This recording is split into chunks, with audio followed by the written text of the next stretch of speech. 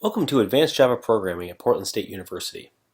In this screencast, we're going to talk about the foundations of the web and how to work with the web and develop web applications in Java. So it should come to no surprise to anybody, since you're watching this on YouTube, that the World Wide Web is the primary means of person-to-person electronic communication, period. That's it. Now, most of the data on the web is delivered via HTTP, which you've probably seen in your URLs, but maybe haven't had a chance to really dig into in detail. Well, HTTP is the Hypertext Transport Protocol, and it provides the underlying protocol, the underlying language in which data is sent over the web. Now, Java, the Java programming platform, has a series of APIs called Enterprise Java, which is all about developing applications that are accessible via the web. It talks about technologies for the front end, tools for building web content, whether it be HTML or XML, and then also talks about what happens in the middle tier, how business objects are maintained, and then also things that happen in the back end, working relational databases. In this discussion, we'll just touch on the web-facing parts of Enterprise Java and look at some of the foundational technologies for working with the web in Java. So, what we're going to talk about? Well, first, we're going to briefly discuss how the web works. Then we're going to talk about how you write web applications with Java. And then we'll finish with a discussion of developing web services that are RESTful. Okay, so how do I explain the internet? Well, we'll start with the explanation that former Alaska Senator Ted Stevens gave back in 2006. The internet is not something you dump something on. It's not a big truck. It's a series of tubes. And if you don't understand, those tubes can be filled. And if they are filled, well, when you put your message in it, it gets in line, and it's going to be delayed by anyone that puts into that tube enormous amounts of material. Enormous amounts of material. Yes, exactly. When I think of the web, I have a sort of a picture like this.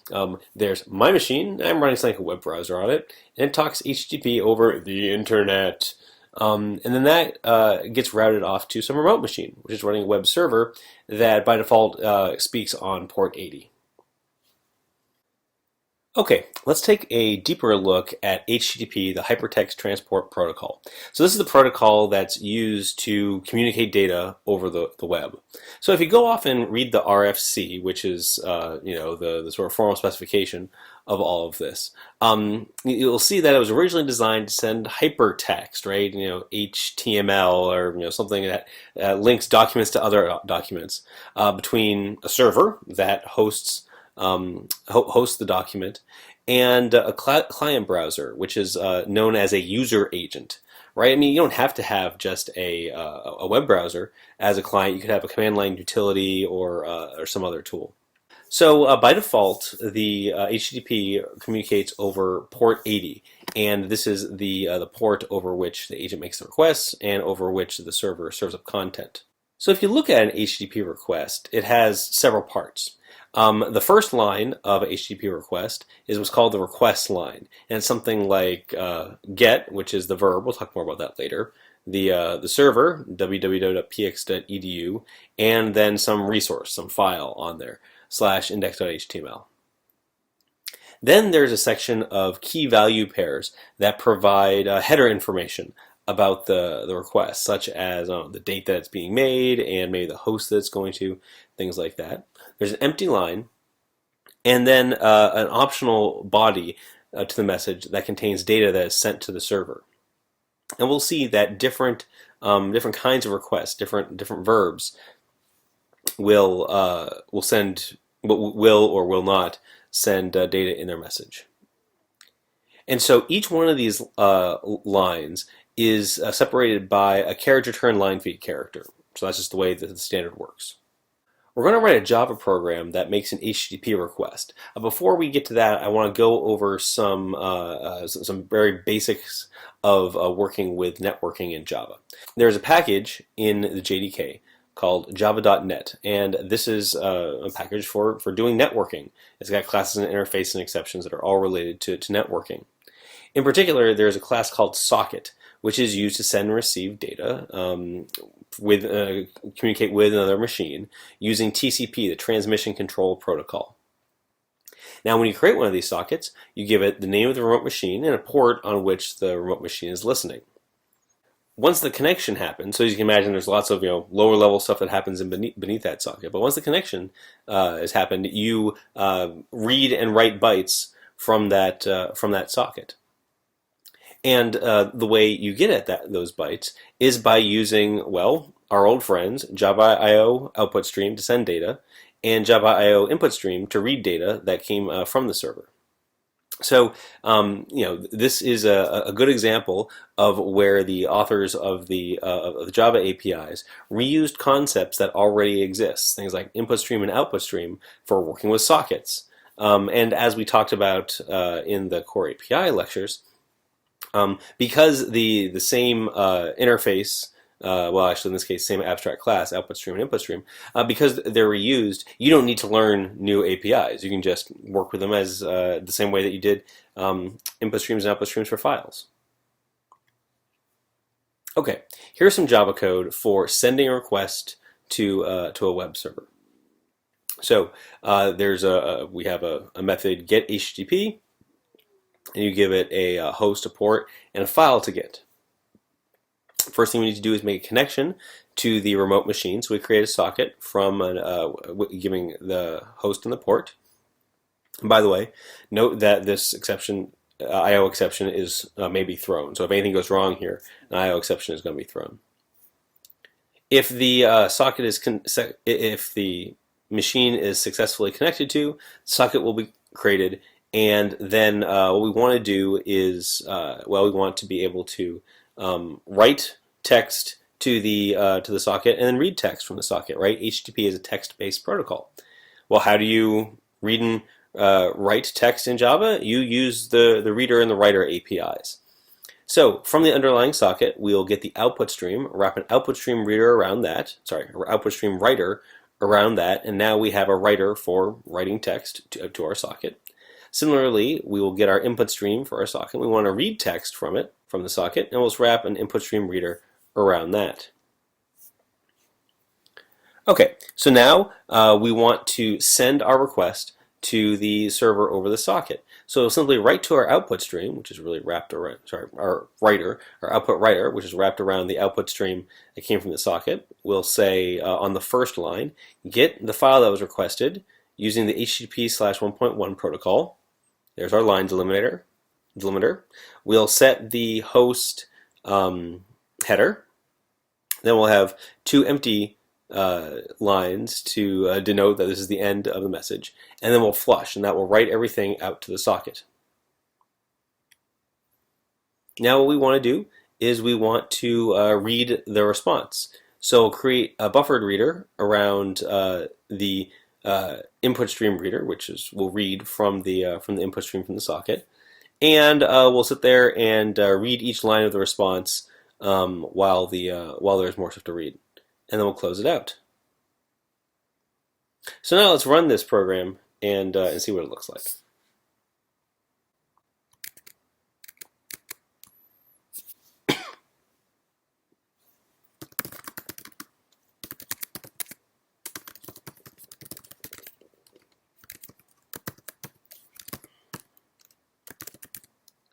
HTTP get, and we'll have the server web.ccs.pdx.edu, and we'll have the file /index.html.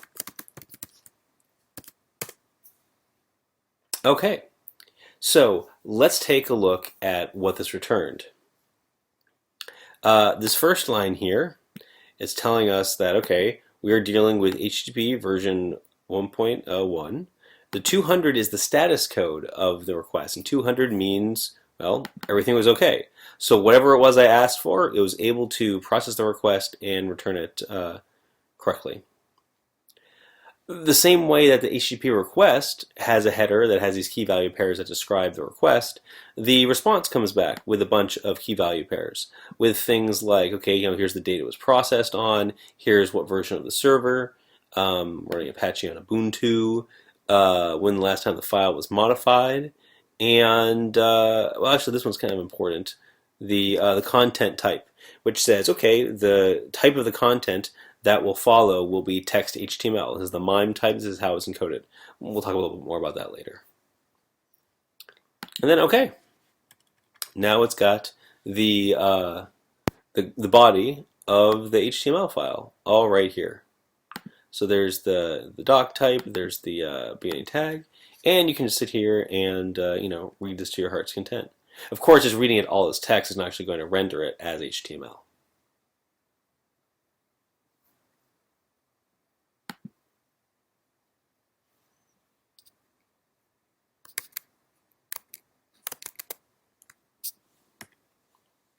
Yep, there's an example from the slides. And yep, there it is.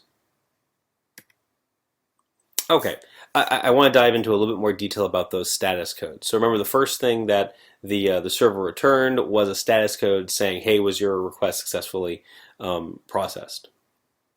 There are a bunch of different numeric codes, and each sort of series, the ones that begin with the same digit, the 100, 200, 300, 400, 500, etc., are all sort of similar. So if you get a 100, something in the 100 series is called informational, meaning that the request is still being processed. 200, ones in the 200 series are successfully processed. So 200 is what you see a lot. Okay, yep, that's okay. But you also have variations on that, like 201, which means it's created, and 204, which means there's no content. The 300 status codes all have to deal with redirection, that that's someplace else. So 301 means moved permanently. 302 means found in another location, and you can and in the headers of the other responses, you'll be able to find out where the new location is. 400 series indicates an error on the client side. So for instance, 400 is a malformed request. 403 means forbidden, you don't have permission to do it. And then 404, which I'm sure everybody's seen, means that the resource wasn't found. You went and asked for something that doesn't exist. And then 500 means that there's an error occurred on the server side. So you try to make a request and the server ran into some problem, so you get a 500, or there are more specific ones like 501, not implemented, or 503, service not available. Okay, so how do you locate things on the web? Well, you use a URL, right? This is sort of like, Web 101.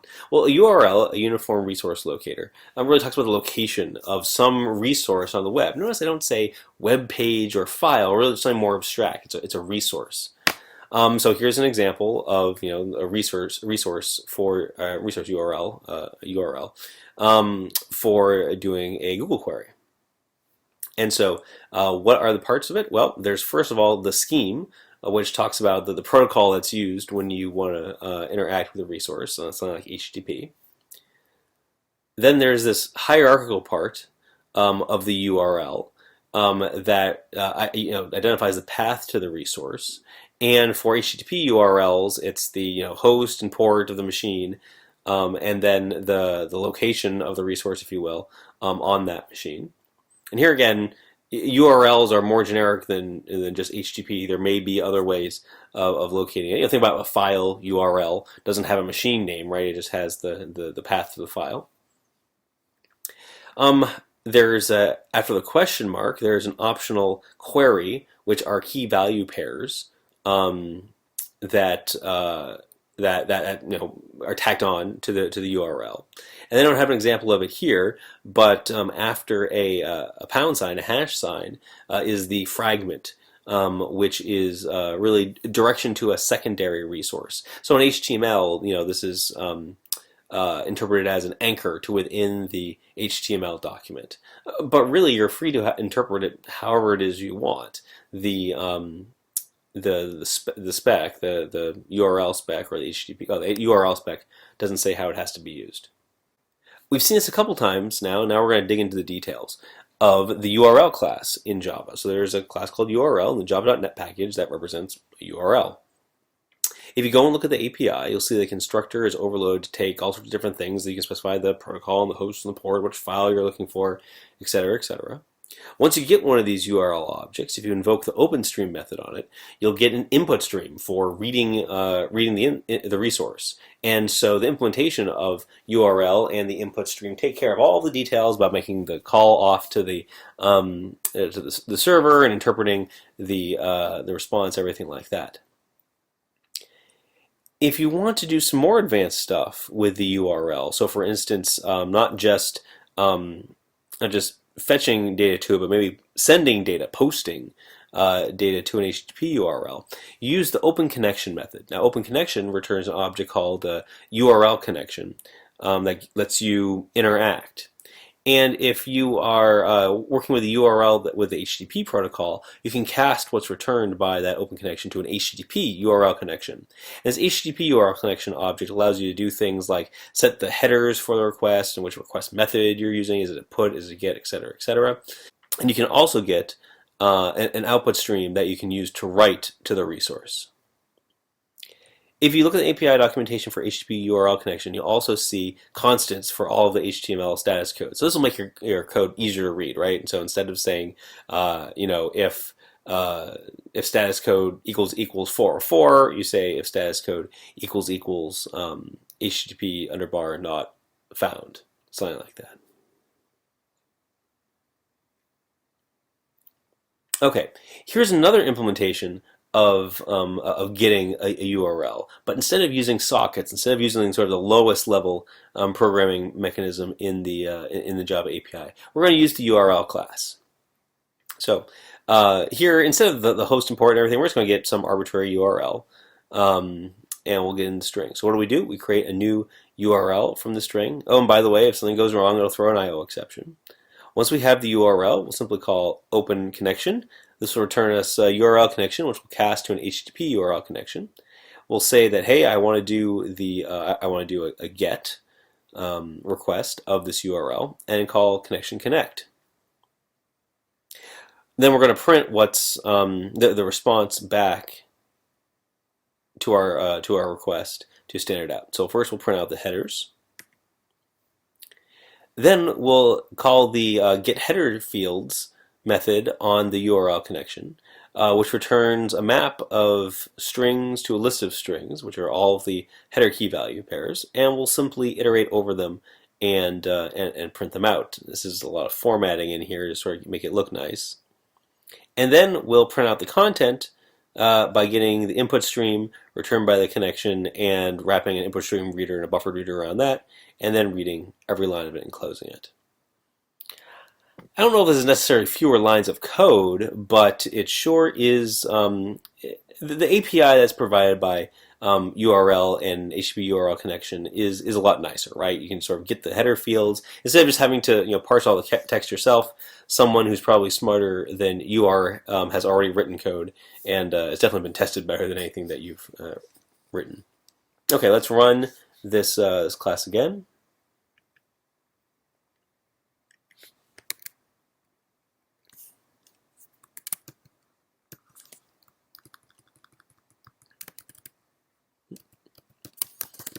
URL, and now we'll just have http web.ccs.pdx.edu/index.html. Okay, here are all the headers. Well, here's the first line of the header, but here are all the key value pairs. Yep, and here's the content again.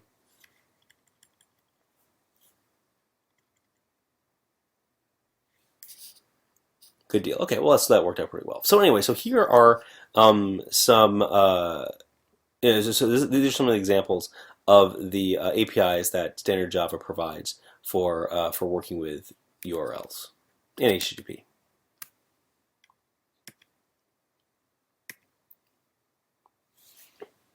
Okay, I wanted to go into a little bit more detail about these various request methods. So the HTTP specification defines various methods, not to be confused with Java methods. These are methods of HTTP that determine, well, basically what you're doing with that resource. So there is a method called get, which simply fetches the resource from the server. There is a method called head, which is like get, but only fetches the headers, not the content.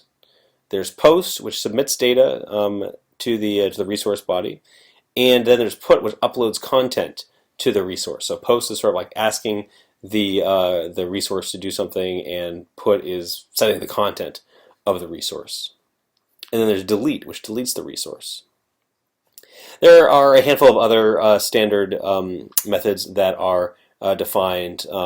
Things like a trace, which will return the request in the body of the response. So basically, you sort of like make sure that you can go all the way from the client to the server and back. Options, which returns a list of methods supported by the server, and this thing called connect, used with SSL tunneling.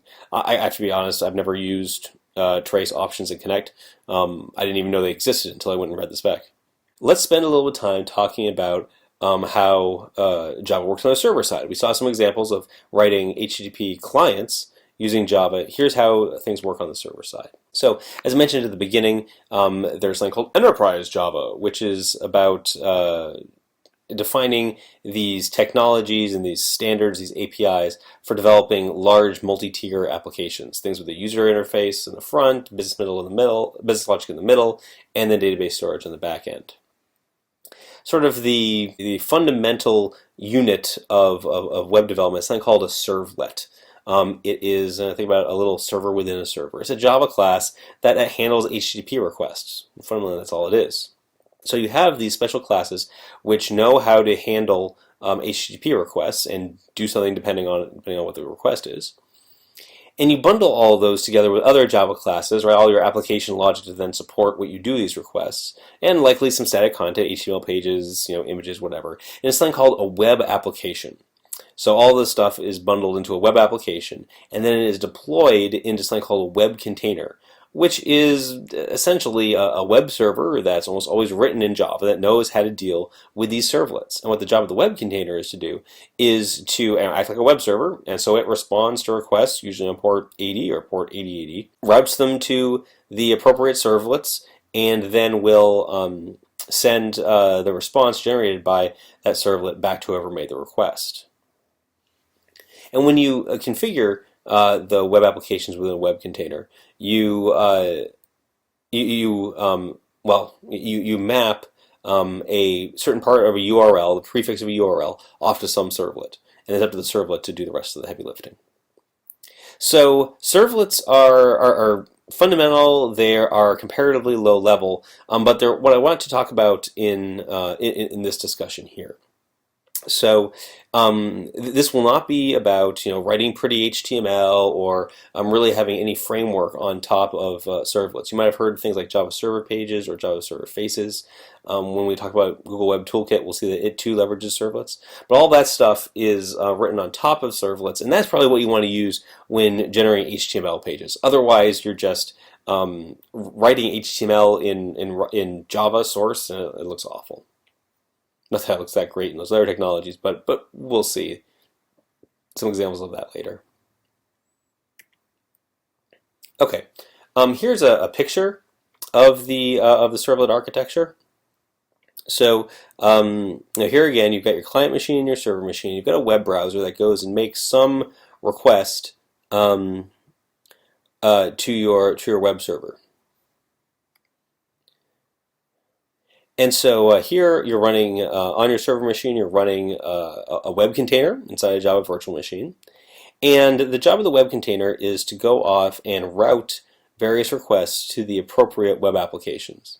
And then within the web application, it can further route requests based on URL mappings, URL prefix, to the appropriate servlets. So for instance, here, when I have a request of localhost, and it's running locally, 8080 if that's the port. Site, store, books. Site will first go to the site web application. Store will then go to the store servlet. And instead of your store servlet to understand, well, what does it mean when you ask for books? But you can imagine that there are other servlets and even other web applications that handle different requests. So the nicest thing about the web container is the web container and the servlet API is that it provides an abstraction over all of these details of HTTP. Right, I mean, it's conceivable that you could go read the HTTP spec and implement your own web server, which maybe would be a neat academic exercise. But really, the web containers have been around for a very, very long time. They've gotten very good at what they do, and so hey, let someone else do the heavy lifting. You can focus on writing your application, the servlets that make sense to you. Let's look at some of the APIs that are provided by the servlet. So there's a very generic abstraction that's sort of like, hey, highest level servlets, you get things like generic servlet, which basically all it knows how to do is process some kind of request. The more interesting one, or at least more relevant to this discussion, is HTTP servlet. The container, the web app, the container provides an object called servlet context, which describes the web application itself, and we'll see what's available through these APIs in a little bit. There's also some lifecycle callbacks that you can register with your web application. So things like, hey, every time something about the servlet context, the web application itself changes, let me know. Or probably more interesting, hey, every time there's a request, call back a certain method. And you can use this for things like authentication, making sure that the user that is making the request is logged in and probably has the right permissions. You can also use it for, I don't know, tracking your requests, figuring out what URLs are being hit most often. And how. And the nice thing is that you can register this listener on the servlet context, and your application doesn't need to know anything about that. Anyway, there's some, maybe that URL is out of date, but here you can go and find the docs online. Okay, the HTTP servlet object itself has do methods for each HTTP request. So do get, do post, do delete, etc., etc., etc., etc. And then what you do is you subclass HTTP servlet to then override the methods that you care about to do the things that you care and want it to do. So here is an example servlet. This this servlet basically spits out all sorts of information about the request that was being made.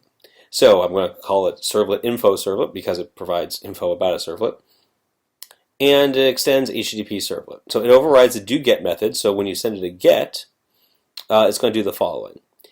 The do-get method has two parameters, HTTP servlet request and HTTP servlet response, which are objects that model, the request made by the client and the response sent back to the client. If something goes wrong, you can throw a servlet exception or an IO exception. Okay, so what are we going to do? Well, first we're going to do a little bit of configuration of the response before we start writing content to it. We're going to say, okay, this is encoded as text HTML, and the buffer size is going to be 8K. After we do the configuration, we go and get a writer object. So it gets a print writer, right? Our old friend Java.io print writer, nothing special here. And we're going to write a whole bunch of HTML to it. Here again, this probably isn't best practice, but it's a good first servlet to work with. So we'll spit out some HTML, and then we'll go generate more HTML to describe the servlet config, the context, the request that was made, etc., etc. I don't think I go through I'm not going to go through all the details here, and then write out the end tags to the HTML document. I'm going to quick walk through what's available in the API, and then we'll actually run the servlet, and we can see what the kind of values are. So what's available in HTTP servlet request? This is information about the request that the client made. Well, you can get all the HTTP headers. So you can just get a header as a string, but it also has support methods for, hey, give me it as a date, or give me it as an int. Information about the URL that was requested. So like what the query was, or what the entire URL was. And you can imagine that your servlet then would want to interpret certain things or act according to what's on the actual HTML that was requested. Information about the user that was logged in. So web containers provide support for managing authentication. And so you can get things like, okay, what's the user principal? What's information about the username of the person who's logged in? There's also something called a session, which we'll come back to in a little bit. The request also lets you get the key value pairs that are in the query string as so-called parameters, and so you can ask for the value of a parameter by its name. And then the application itself can also hook on its own key value pairs as attributes. So Parameters come from the client, from the user, if you will, of your program, but attributes are used internally to the request. So, imagine that processing your request is kind of like a pipeline, right? So you might have, things that, okay, first I'm going to authenticate to make sure that the right person's logged in. And then, I don't know, I'm going to, set some application context based on where I am or what time it is, or oh, maybe this is a special customer. Well, you can annotate, you can augment the HTTP request by setting attributes. And then, of course, you can get information about the body of the request, the content that came in the request, as an input stream. If you expect it to be binary, so for instance, if you're uploading an image or something, and get reader if you're posting some text, and of course, you figure out whether or not you have an image or text or whatever based on the content type of the request. The response goes the other way. It configures the response sent back to the client, so you can get you can set the headers for the response. You can set the status code, right? You can say, okay, yeah, this is a HTTP 200, everything's okay, or oh, an error occurred, and here's the error that I want. Notice that there are constants in the HTTP servlet response class for all of the error code. So here's a place where there's duplicate information inside the Java API. There are status code constants for both on both the servlet response and the HTTP URL response. Meh. The servlet response, the HTTP servlet response, also has methods for easily redirecting the user agent to another URL. This will send back the appropriate, what was that, 300 response. And then, of course, you can get at the body of the response. This is what we did before, right? We said the content type of the response, and then we got the writer so that we could then write our text back out to it. Now we've seen an example of a servlet and some of the APIs available to the servlet. But before we can actually run this servlet, we need to put it inside a web application. So here I said the web application is a sort of conglomeration of different files. You've got your servlets, you've got some supporting Java code, you might have some static content like HTML files or whatever. And this is all configured in a configuration file called web.xml. And web.xml has all sorts of stuff. You can configure information about the web application itself. Oh, an icon that should be displayed by it, its name, description, stuff like that. You also configure these callback objects, things like configuration of the servlet context itself, of the web application itself, the filters that you want to use, and then also any listeners for like request listeners for the request made to that web application. You also specify what the servlets are in that web application and how to map URLs to those servlets. And then some default content like here's the error page that I want. This is all explained in the XSD for the web.xml. Here's an example. It's XML. I know it's hard to read. But here you start out with a web app tag. Say here's the display name. Here's the servlet. Here's a description of a servlet. So here's how we deploy our servlet info servlet inside our web container. So you can give it a name, also a display name, a description of it. Probably the most important thing is here in the servlet class is the fully qualified name of the class. And you can also initialize the servlet with some key value pair parameters. So this is yet another set of key value pairs that are available to the servlet. So you can imagine that you might have the same servlet reused in different web applications, but they might be configured differently. So let's say that you had a servlet that was very good at serving up images or something like that. You could use an init parameter to configure the file on the file system on which the images reside. That file will be different for every time for every deployment of that servlet, but the servlet would still do the same thing. Finally, you've got to map your servlets off to URL patterns. So here we have the name of the servlet, which is what we specified up here. We said, okay, that servlet is going to be mapped to /info. So now, after we deploy our web application and we browse to a URL like localhost 8080 web/info, we should see the result. That will get routed to the web application. And you know what? Let's just take a look at that. I'm going to skip ahead a little bit here. Don't worry, we'll come back to talk about what all of this means. We're going to start my web server, and that's going to deploy the application. Okay, looks all good there. Now I'll go to my web browser.